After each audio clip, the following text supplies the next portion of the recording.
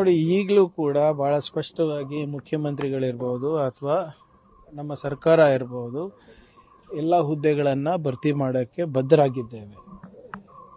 ವಿಶೇಷವಾಗಿ ನಮ್ಮ ಯುವಕರ ಏನು ಕಾಳಜಿ ಇದೆ, ಅವರ ತೊಂದರೆಗಳಿದೆ, ಅದನ್ನು ಸಂಪೂರ್ಣವಾಗಿ ನಮಗೆ ಅದರ ಅರಿವಿದೆ, ಅವ್ರ ಕಷ್ಟಗಳ ಅರಿವಿದೆ.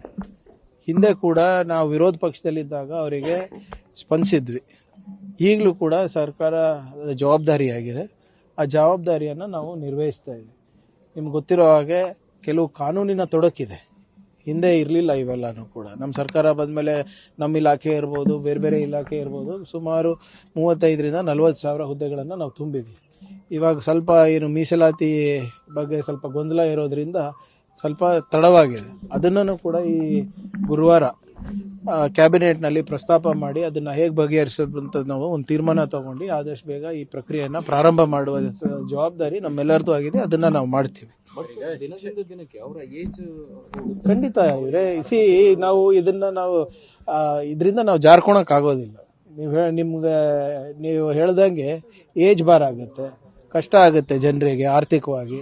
ಮತ್ತು ನಮ್ಮ ಸರ್ಕಾರ ಬಂದಮೇಲೆ ಕೆಲವು ಹುದ್ದೆಗಳಿಗೆ ಏನು ಏಜ್ ಬಾರ್ ಕೂಡ ಜಾಸ್ತಿ ಮಾಡಿದ್ದೀವಿ. ನಮ್ಮ ವಿದ್ಯಾರ್ಥಿಗಳ ಒಂದು ಮನವಿ ಇತ್ತು, ಆ ಏಜ್ ರಿಲ್ಯಾಕ್ಸೇಷನ್ನು ಕೂಡ ನಾವು ಮಾಡಿದ್ದೀವಿ. ಅಗತ್ಯ ಇದ್ದರೆ ಅದೆಲ್ಲ ನೋಡೋಣ ಅಂತೆ. ಆದರೆ ನಮ್ಮ ಜವಾಬ್ದಾರಿ ಇರೋದು ಸದ್ಯಕ್ಕೆ ಕಾನೂನಾತ್ಮಕವಾಗಿ ಇದನ್ನು ಈ ಏನು ಗಂಟಿದೆ ಅದನ್ನು ತೆಗೆದು ನಮ್ಮ ಯುವಕರಿಗೆ ಆದ್ಯತೆ ಮೇಲೆ ಅವರಿಗೆ ಉದ್ಯೋಗ ಕೊಡಿಸೋದು ನಮ್ಮ ಜವಾಬ್ದಾರಿಗೆ. ಅದನ್ನ ನಾವು ಮಾಡ್ತೀವಿ. ಮೀಸಲಾತಿ ಅಲ್ಲದೆ for example education department 15,000 exam ಆಗಿ ಈ ಕಾರ್ಯಾದೇಶವನ್ನು ಕೊಡಬೇಕು ಅವರಿಗೆ. ಅದನ್ನು ಕೊಡಲಿಕ್ಕೂ ವಿಳಂಬ ಯಾಕೆ ಆಗ್ತಾ ಇದೆ ಸರ್? ಈಗ ಬಿಜೆಪಿ ಕಾಲದಲ್ಲಿ ಕರೆದಿದ್ದು 15,000 ಎಕ್ಸಾಮ್ ಎಲ್ಲ ಮಾಡಿ ಫೈನಲ್. ನೋಡಿ, ಆ ಪರ್ಟಿಕ್ಯುಲರ್ ಕೇಸ್ ಬಗ್ಗೆ ನನಗೆ ಗೊತ್ತಿಲ್ಲ. ಈಗ ಉದಾಹರಣೆಗೆ ಈಗಲೇ ಕೆಲವು KPCL ಅವರ ವಿದ್ಯಾರ್ಥಿಗಳು ಬಂದಿದ್ರು, ಸುಪ್ರೀಂ ಕೋರ್ಟ್ ತನಕ ಹೋಗಿ ಮರು ಪರೀಕ್ಷೆ ಆಗಿದೆ, ಅದು ಆರ್ಡರ್ ಕಾಪಿಗಳು ಬರ್ತಾ ಇಲ್ಲ ಅಂತ. ಸೊ ಅಂಥವೆಲ್ಲ ಯಾವ್ದು ಇಮಿಡಿಯೇಟ್ ಆಗಿ ಮಾಡಿಸ್ಬೋದು, ಅದನ್ನು ನಾವು ಮಾಡಿಸ್ತೀವಿ. ಅದು ಈಗ ತಾನೇ ಮಾನ್ಯ ಮಂತ್ರಿಗೆ ಸಂಬಂಧಪಟ್ಟಂಥ ಮಂತ್ರಿಗಳಿಗೂ ಕೂಡ ನಾವು ಮಾತಾಡಿದೆ. ಇಲ್ಲೇ ಇದ್ದಾರೆ, ಎಲ್ಲ ಯುವಕರು ಇಲ್ಲೇ ಇದ್ದಾರೆ. So we are doing hour best and we will do it. It's our responsibility. ನಾವು ಜವಾಬ್ದಾರಿಯಿಂದ ಜಾರ್ಕೊಳ್ಳೋಂಥ ಪ್ರಶ್ನೆನೇ ಇಲ್ಲ. ಇದನ್ನು ಎಲ್ಲೆಲ್ಲಿ ಇಂಥವು ಏನು ಆಡಳಿತಾತ್ಮಕವಾಗಿ ತೊಡಕಿದೆ ಅದನ್ನು ನಿವಾರಣೆ ಮಾಡೋದು ನಮ್ಮ ಜವಾಬ್ದಾರಿ ಇರುತ್ತೆ. ಉದಾಹರಣೆಗೆ ನಮ್ಮ ಇಲಾಖೆನಲ್ಲೇ KPSC ಅವರು ವಿಳಂಬ ಮಾಡ್ತಾ ಇದ್ರು. ನಾನೇ 2-3 ಸರಿ ಪತ್ರ ಬರೆದಿದ್ದೇನೆ. ಸದನದಲ್ಲೂ ಕೂಡ ಇದ್ರ ಬಗ್ಗೆ ಚರ್ಚೆ ನಾನು ಕೂಡ ಮಾಡಿದ್ದೇನೆ, ಮತ್ತು ಎಲ್ಲ ಸದಸ್ಯರು ಕೂಡ ಇದ್ರ ಬಗ್ಗೆ ಮಾತನಾಡಿದ್ದಾರೆ. ಸೊ ಇದೆಲ್ಲನೂ ಕೂಡ ಏನು ನಮ್ಮಲ್ಲಿ ತೊಡಕಿದೆ ಅಂದರೆ ಅಡ್ಮಿನಿಸ್ಟ್ರೇಟಿವ್ಲಿ ಇದೆ, ಅದನ್ನು ನಿವಾರಣೆಯನ್ನು ನಾವು ಮಾಡ್ತೀವಿ. ಬೇರೆ ಪರಿಹಾರ ಏನು ಸರ್? ಅಂದರೆ ಉತ್ತರ ಕರ್ನಾಟಕ ಭಾಗದವರು ಹೆಚ್ಚಿನ ಆಕಾಂಕ್ಷೆ ನೋಡಿ, ಈಗ ಒಂದು ಕಡೆ ಮೀಸಲಾತಿನೂ ಇರಬೇಕು ಅಂತೀರಾ, ಸಾಮಾಜಿಕ ನ್ಯಾಯನೂ ಇರಬೇಕು ಅಂತ ನಮ್ಮೆಲ್ಲರ ಇದು ಇದೆ. ಸಂವಿಧಾನದ ಎಲ್ಲಿ ಏನು ಅವಕಾಶಗಳನ್ನು ನಾವು ಕೊಡಬೇಕು ಸಮಾನವಾಗಿ, ಅದ್ರ ಪರವಾಗೂ ಇದ್ದೀವಿ. ಸಹಜವಾಗಿ ಅವೆಲ್ಲ ಮಾಡಬೇಕಾದಾಗ ಒಂದೆರಡು ಕಡೆ ತೊಂದರೆ ಆಗದೆ ಕಾನೂನಾತ್ಮಕವಾಗಿ. But it's all our responsibility. ನಾನು ಹೇಳ್ದಂಗೆ ಅದನ್ನು ಸ್ವಲ್ಪ ಈ ಬ್ಯಾಲೆನ್ಸನ್ನು ನಾವು ಆದಷ್ಟು ಬೇಗ ನಿವಾರಣೆ ಮಾಡಿದ್ರೆ ಜನರಿಗೆ ಅನುಕೂಲ ಆಗುತ್ತೆ. ಅದಕ್ಕೆ ಬದ್ಧರಾಗಿದ್ದೇವೆ. ತುಂಬ ಪ್ರಕರಣಗಳಲ್ಲಿ ಏನಾಗುತ್ತೆ, ಇಮಿಡಿಯೇಟ್ ಕೋರ್ಟ್ಗೆ ಹೋಗ್ತಾರೆ, ಯಾರು ಅವಕಾಶ ಸಿಕ್ಕಿರಲ್ಲ, ಎಕ್ಸಾಮ್ ಸರಿ ಆಗ್ಲಿಲ್ಲ, ಏನೋ ಕಾರಣಗಳು ಇಟ್ಕೊಂಡು ಕೋರ್ಟ್ಗೆ ಹೋಗ್ತಾರೆ, ಸ್ಟೇ. ಈಗ ನಾವು ಅದೇನ್ ಮಾಡಕ್ಕಾಗ್ತದೆ? ಫೈಟ್ ಮಾಡಕ್ಕೆ ಎಲ್ಲದಕ್ಕೂ ಇಲ್ಲ ನೋಡಿ, ಒಂದೇದು ಈಗ ನಾವಂತೂ ಯಾರಿಗೂ ಪ್ರೋತ್ಸಾಹ ಕೊಡೋದಿಲ್ಲ. ಹೋಗ್ಬಿಟ್ಟು ಸ್ಟೇ ತಗೊಂಡು ಬನ್ನಿ ಅಂದ್ರೆ, ಈಗ ಯಾರಿಗೋ ಅನ್ಯಾಯ ಆಗಿದೆ ಅಂತ ಅವ್ರಿಗೆ ಅನ್ಸ್ಬಿಟ್ಟು ಅವರು ಕೋರ್ಟಿಗೆ ಹೋದ್ರೆ ಅದು ನ್ಯಾಯ ಕೊಡಿಸೋದು ಕೋರ್ಟ್ ಜವಾಬ್ದಾರಿ ಆಗ್ತದೆ, ಸರ್ಕಾರ ಜವಾಬ್ದಾರಿ ಕೂಡ ಆಗ್ತದೆ. ಇದನ್ನ ಬೇಗ ಇತ್ಯರ್ಥ ಮಾಡಬೇಕು. ಈಗ ನೀವು ಡಿಸ್ಟ್ರಿಕ್ಟ್ ಕೋರ್ಟಿಗೆ ಹೋಗ್ತಾರೆ, ಆಮೇಲೆ ಹೈಕೋರ್ಟಿಗೆ ಹೋಗ್ತಾರೆ, ಆಮೇಲೆ ಸುಪ್ರೀಂ ಕೋರ್ಟಿಗೆ ಹೋಗ್ತಾರೆ. ನಾನು ಈಗ ತಾನೇ ಹೇಳಿದೆ KPCL ಪ್ರಕರಣದ ಬಗ್ಗೆ. ಸುಪ್ರೀಂ ಕೋರ್ಟ್ ತನಕ ಹೋಗಿ 2 ಸರಿ ಮರು ಪರೀಕ್ಷೆ ಆಗಿದೆ. ಆಗಲೇ 3-4 ವರ್ಷ ಆಗಿದೆ ಪಾಪ ಯುವಕರಿಗೆ. ಈಗ ಯಾವುದು ನಮ್ಮ ಹಂತದಲ್ಲಿದೆ, ನಮ್ಮ ಚೌಕಟ್ಟಿನಲ್ಲಿದೆ, ನಮ್ಮ ವ್ಯಾಪ್ತಿನಲ್ಲಿದೆ, ಅದು ಶೀಘ್ರವಾಗಿ ಮಾಡಿಸೋ ಜವಾಬ್ದಾರಿ ನಮ್ಮದು. ಅದನ್ನು ನಾವು ಮಾಡಿಸ್ತೀವಿ. ಆದರೆ ಕಾನೂನು ಅಂಗಳದಲ್ಲಿ ಇರುವಂಥ ಪ್ರಕರಣಗಳನ್ನು ಇತ್ಯರ್ಥ ಮಾಡಲಿಕ್ಕೂ ನಾವು ಪ್ರಯತ್ನ ಮಾಡ್ತೀವಿ. But there is only limited scope there. But ನಮ್ಮ what is there with in the state government will get it done. ಸರ್ಕಾರ ದಿವಾಳಿ ಆಗಿದೆ, ಹಾಗಾಗಿ ನೇಮಕಾತಿ ಮಾಡ್ತಾ ಇಲ್ಲ ಅನ್ನೋ ಆರೋಪ BJP ಅವರು. ನೋಡಿ, BJP ಅವ್ರು ಎಷ್ಟು ಮಾಡಿದ್ರಿ? ಅವ್ರ ಟೈಮ್ನಲ್ಲಿ ವಿಧಾನಸೌಧ ವ್ಯಾಪಾರ ಸೌಧ ಮಾಡಿದ್ರು. PSI ಹಗರಣ ಇರ್ಬೋದು, JEE ಹಗರಣ ಇರ್ಬೋದು, ಹೈಯರ್ ಎಜುಕೇಷನ್ನಲ್ಲಿ ಇರ್ಬೋದು, ನಿಮ್ಮ ಇಂಧನ ಇಲಾಖೆನಲ್ಲಿ ಇರ್ಬೋದು. ಇದು ಅವರ ಇತಿಹಾಸ ಇದೆ. ಅದಕ್ಕೆ ತಾನೇ ನಿನ್ನೆ ತಾವು ಯುವಕರ ಆಕ್ರೋಶ ನೋಡಿರ್ಬೋದು ಅಂತ ಭಾವಿಸ್ತಾ ಇದ್ದೀನಿ. ಅವರು ಅಲ್ಲಿ ವಿರೋಧ ಪಕ್ಷದ ನಾಯಕರಿಗೂ ಮಾತಾಡಕ್ ಬಿಟ್ಟಿಲ್ಲ, ಮೈಕ್ ತಗೊಂಡು ಯಾರು ಬೇಡ ಅಪ್ಪ ನಮಗೆ ಅಂತ. ನಮ್ಮ ಬಗ್ಗೆನೂ ಆಕ್ರೋಶ ಇದೆ. ಹಿಂದೆ ಕೂಡ ನಾವು ವಿರೋಧ ಪಕ್ಷದಲ್ಲಿದ್ದಾಗ ಏನೇ ಮಾಡಿದ್ರು ಕೂಡ ಅವರ ಹಿತಾಸಕ್ತಿ ಕಾಪಾಡ್ಲಿಕ್ಕೆ ಮಾಡಿದ್ವಿ. ಈಗಲೂ ಕೂಡ ಅದು ನಾವು ಮಾತಾಡ್ತೀವಿ, ಅದೇ ರೀತಿಯಾಗಿ ನಾವು ಮಾಡ್ತೀವಿ. BJP ಅವರು ಹೇಳಿದೀವಿ ಅಂತಲ್ಲ, ನಾವು ಬದ್ಧರಾಗಿದ್ದೇವೆ. ಅದಕ್ಕೆ ನಾವು ಇವ್ರ ಥರ ಏನು ಧರ್ಮದ ನಶೆ ಇರ್ಬೋದು, ಜಾತಿ ನಶೆ ಇರ್ಬೋದು, ಅದನ್ನ ಕೊಡ್ತಾ ಇಲ್ಲ ನಮ್ಮ ಯುವಕರಿಗೆ. ನಾವೇನಿದ್ರು ಉದ್ಯೋಗದ ಪರವಾಗಿ ಸೃಷ್ಟಿ ಮಾಡೋ ಪರವಾಗಿದ್ದೀವಿ, ಉದ್ಯೋಗವನ್ನು ಕೊಡಿಸೋದು ಪರವಾಗಿದ್ದೀವಿ. ಅದನ್ನು ನಾವು ಮಾಡ್ತೀವಿ. BJPಯಿಂದ ಯಾವ ಪಾಠ ಕಲಿಯೋದು ನಮಗೆ ಅವಶ್ಯಕತೆ ಇಲ್ಲ. ಅವ್ರ ಇದ್ದಾಗ ಯಾರ್ಯಾರು ಒಂದೊಂದು ಹುದ್ದೆ ಎಷ್ಟೆಷ್ಟು ಸೇಲ್ ಮಾಡಿದ್ದಾರೆ ಅಂದ್ಬಿಟ್ಟು ಎಲ್ಲ ರಿಪೋರ್ಟೇ ಇದೆ ಅದ್ರ ಬಗ್ಗೆ.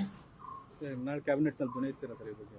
ಖಂಡಿತವಾಗಿ ಚರ್ಚೆ ಆಗುತ್ತೆ. ಯಾಕಂದರೆ ನೋಡಿ, ಇದು ಭಾಳ ದೊಡ್ಡ ಪ್ರಮಾಣದಲ್ಲಿ ನಮ್ಮ ಯುವಕರಿಗೆ ಬೀದಿಗೆ ಇಳಿಯೋದು ಸರಿಯಲ್ಲ. ಅದ್ರ ಬಗ್ಗೆ ಆಗಲೇ ಮಾನ್ಯ ಮುಖ್ಯಮಂತ್ರಿಗಳು ಪ್ರತಿಕ್ರಿಯೆ ನೀಡಿದ್ದಾರೆ, ಉಪಮುಖ್ಯಮಂತ್ರಿಗಳು ಕೂಡ ಪ್ರತಿಕ್ರಿಯೆ ನೀಡಿದ್ದಾರೆ. ನಮ್ಮ ಜವಾಬ್ದಾರಿ ಕೂಡ ಹೌದು, ಚರ್ಚೆ ಆಗೇ ಆಗುತ್ತೆ. ಸರ್, 31 ಹೊಸ ಶಾಸಕರು ನಮಗೂ ಕೂಡ ಸಚಿವ ಸ್ಥಾನವನ್ನು ಕೊಡಿ ಅಂತ ಪತ್ರ ಬರೆದಿದ್ದಾರೆ. MLCಗಳು ಪತ್ರ ಬರೆದಿದ್ದಾರೆ. ಅಂದರೆ ರೀಶಫಲ್ ಅನ್ನ ಮಾಡಿ ಅಂತ ಒಂದು ಒತ್ತಡ ಕ್ರಿಯೇಟ್ ಆಗಿದೆ. ಇಲ್ಲ ನೋಡಿ, ರೀಶಫಲ್ ಆಗ್ಬೋದು, ಆದರೆ ನಮಗೆ ಅವಕಾಶ ಕೊಡಿ ಅಂತ ಹೇಳಿದ್ದಾರೆ. ಅದ್ರಲ್ಲಿ ತಪ್ಪೇನಿದೆ? ಎಲ್ಲರದು ಆಕಾಂಕ್ಷೆಗಳು ಇರ್ತದೆ, ಆಸೆಗಳು ಇರ್ತದೆ. ಆದರೆ ಎಲ್ಲಿ ಹೇಳಬೇಕು ಅದು ಹೇಳಿದ್ರೆ ಅದಕ್ಕೆ ಬೆಲೆ ಇರುತ್ತೆ. So there is nothing. Sorry, ನೋಡಿ, ಭಾಳ ಬಹಿರಂಗವಾಗಿ ಮಾನ್ಯ ಮುಖ್ಯಮಂತ್ರಿಗಳು ಉಪಮುಖ್ಯಮಂತ್ರಿಗಳು ಹೇಳಿದ್ದಾರೆ. ಸಂದರ್ಭ ಬಂದಾಗ ನಾವು ಮಾಡ್ತೀವಿ ಅಂತ. ಆಮೇಲೆ ಯಾವುದೇ ಸರ್ಕಾರ ಇರ್ಬೋದು, ಇದು ಸಾಮಾನ್ಯ ಪ್ರಕ್ರಿಯೆ ಅಲ್ವಾ. 2.5 ವರ್ಷ 3 ವರ್ಷ ಆದಮೇಲೆ ಹಿಂದೆ ಕೂಡ ಆಗಿದೆ, ಮುಂದೆ ಕೂಡ ಆಗ್ತವೆ. ಯಾವುದೇ ಸರ್ಕಾರ ಇರ್ಬೋದು. ಕೋರ್ಸ್ ಕರೆಕ್ಷನ್ ಅಂತ ನಾವು ಏನು ಹೇಳ್ತೀವಿ, ಅಥವಾ ಇನ್ನು ಎಲ್ಲರಿಗೂ ಅವಕಾಶ ಕೊಡೋದಂತ ಇರ್ಬೋದು, ಇನ್ನು ಆಡಳಿತ ಚುರುಕು ಮಾಡ್ಬೋದಾ ಅಂತ ನೋಡೋದು ನಮ್ಮ ಜವಾಬ್ದಾರಿ ಅಲ್ವಾ. So it's always and cabinet ಇರ್ಬೋದು, it's the discretion of the honourable chief minister. Sir, ಕೆಲ ಶಾಸಕರು ಡೆಡ್ ಲೈನ್ ಕೊಡ್ತಾ ಇದ್ದಾರೆ. ಇನ್ನು 7-8 ದಿನದಲ್ಲಿ ಬಗೆಹರಿಸಬೇಕು. ನೋಡಿಯಪ್ಪ, ಯಾವ ಡೆಡ್ ಲೈನ್ ನೀವು ಈ ಡೆಡ್ ಲೈನ್ ಕೊಟ್ರೆ ಆಗ್ತಾವೇನ್ರಿ? ಮುಹೂರ್ತನೂ ನಡೆಯೋದಿಲ್ಲ, ರಾಹುಕಾಲನೂ ನಡೆಯೋದಿಲ್ಲ, ಡೆಡ್ ಲೈನು ನಡೆಯೋದಿಲ್ಲ. ಹೈಕಮಾಂಡಿಗೆ ಯಾವಾಗ ಅವಶ್ಯಕತೆ ಅನ್ನಿಸ್ತದೋ ಅವಾಗ ಅವರು ಕರೆಸಿ ಮಾತಾಡ್ತೀನಿ ಅಂತ ಹೇಳ್ತಾ ಇದ್ದಾರೆ. ಅದಕ್ಕೆ ಯಾರು ಕ್ಯಾಮ್ರಾಗಳು ಬಂದು ಮುಂದೆ ಮಾತಾಡೋದು, ಮಾಧ್ಯಮದಲ್ಲಿ ಮಾತಾಡಿದ್ರೆ ಅದು ಪ್ರಯೋಜನ ಇಲ್ಲ. ನಾನಿರ್ಬೋದು, ಯಾರೇ ಇರ್ಬೋದು. ದಲಿತ CM ವಿಚಾರನೂ ಸಾಕಷ್ಟು ಮುನ್ನೆಲೆಗೆ ಬಂದಿದೆ ಸರ್, ಮತ್ತೆ ಚರ್ಚೆ ಸಾಕಷ್ಟು ಆಗ್ತಾ ಇದೆ. ನೀವು ಡೆಡ್ ಲೈನೇ ಇಲ್ಲ ಅಂದರೆ ಮತ್ತೆ ಅದ್ರ ಎಲ್ಲ ಪ್ರಸ್ತುತ ಅಲ್ಲ. ಮಲ್ಲಿಕಾರ್ಜುನ್ ಇಲ್ಲ, ಯಾರೇ ಈಗ ವಾರಕ್ಕೊಂದು ಸಮುದಾಯ ಎತ್ತಾ ಇದ್ದೀರಾ ನೀವು, ನಾನೇನು ಮಾಡಲಿ? ನೀವು ಹಿಂಗೆ ನಮ್ಮ ಸ್ನೇಹಿತರು ಹೋಗಿ ಹಿಂಗೆ ಮೈಕ್ ಇಟ್ರೆ ನಾವೇನು ಮಾಡಿದ್ವಿ? ಈಗ ನೀವು ಹಿಂಗೆ ಕೇಳಿದ್ರೆ ನಾನು ಏನು ಹೇಳಿ? ನೀವು ಕ್ವೆಶ್ಚನ್ ಹೆಂಗಾಗ್ತದೆ ಗೊತ್ತಾ? ನಮ್ಮ ಮಾಧ್ಯಮ ಸ್ನೇಹಿತರು ಪ್ರಶ್ನೆ ಕೇಳಿದ್ರೆ ಉತ್ತರ ಇಲ್ಲ, ಕೊಟ್ಟಿಲ್ಲ ಅಂದ್ರೆ ಉತ್ತರ ಇಲ್ಲ ಅಂತ ಹೇಳ್ತೀರಾ.